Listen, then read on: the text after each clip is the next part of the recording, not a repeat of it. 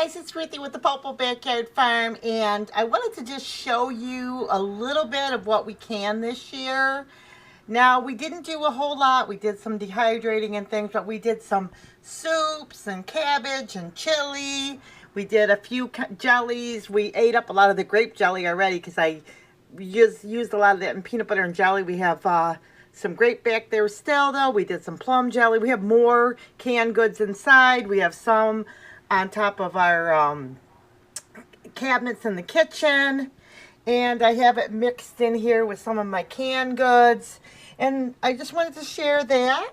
And now one of the things that I like to do with the canning goods, and just to kind of give you some pointers, is a lot of times I like to eat the canned goods first before I dig into the store-bought things. Because then when we go shopping, I feel like I have those items still on the counter. But you have to switch things up, which is why I do the menu planning and things like that.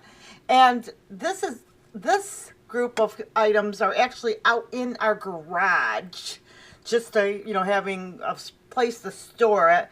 But there's only two of us, and I've only been married almost 5 years this year, so was completely new to me, and I'm still a little bit scared about canning. I'm not gonna lie, I still feel a little nervous about it. I usually do it with clay. The dehydrating I can do by myself, but the canning I usually do with clay.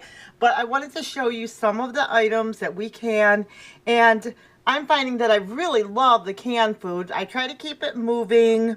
I heard that they say you can only eat canned food like a year, the seals with the Bell Company.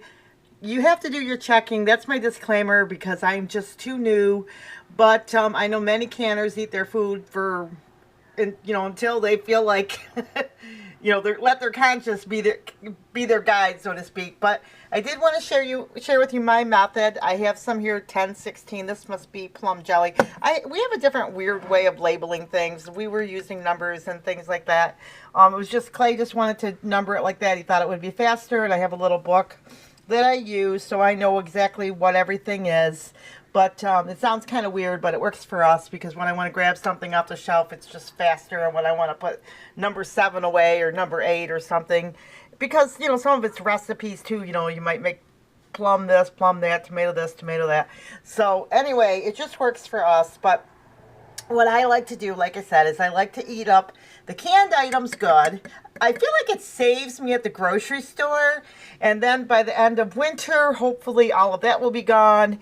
And then we can eat some of the other food, which we'll be eating in between. But I feel like it does save some money for us to do it that way. Now, we're not stocking up for a disaster or anything like that. We're not preppers. I'm not picking on people that do. That's their choice. But we pretty much just live like our grandparents live. So, it doesn't matter if you're in an apartment, if you're on a farm, if you live in the city, country. Anybody can can. Anyone can dehydrate, but it's a good way to do my groceries. And this way, I feel like it saves us a lot of money. I personally don't like to do too much because I feel like if I do too much, then if we don't eat it or we have to get rid of it or throw it out, I just do enough that I feel is going to last us through the winter and then start again in the next season. But that's what we do. Obviously, if something's saved up, we will use it.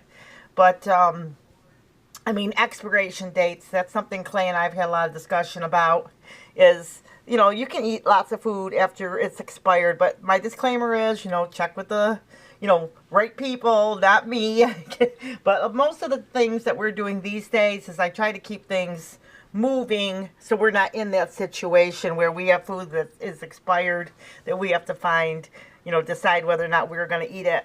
And although, like I said, I've eaten lots of expired food and I'm not afraid of it. I just, if you can avoid it, it's better. So anyway, that's the story on my pantry. I hope this helps you. I hope it encourages you to consider canning for yourself. And if you're afraid, do it with a friend that's, been doing it for a while. And that's what I do. I can with my husband. Maybe a couple years, maybe next year. I'm getting a little bit braver. Maybe I'll start canning some little items on my own, but for right now, I feel a lot more safer with clay there. I want to start using my pressure canner more and those types of things, but I do feel a little bit better with clay there. It's not that, I guess just my way of thinking. I like to have those extra set of hands too, because it does make it move quicker, especially when you're doing lots and lots of stuff. So comment below, give me some ideas on some things that I can next year so I can start, planting that in my garden or buying at a food auction and that type of thing. I'd be real interested in doing that. The main thing, and I don't mean to ramble on, but the main thing for us is to make sure that it's practical and inexpensive, because some things, it's not even worth it to grow. You can get it cheaper at a food auction or on sale. And also, too, to make sure that it's something we like, because there's no point in canning something that you don't like and then it ends up in the trash. That's a waste of time. So each year I'll get better and better, but this is what we have this year. The chili was really great. The grape jelly was really great. The plum jelly was really great, and we're still going through food. So anyway, like, subscribe, and we'll see you in the next video.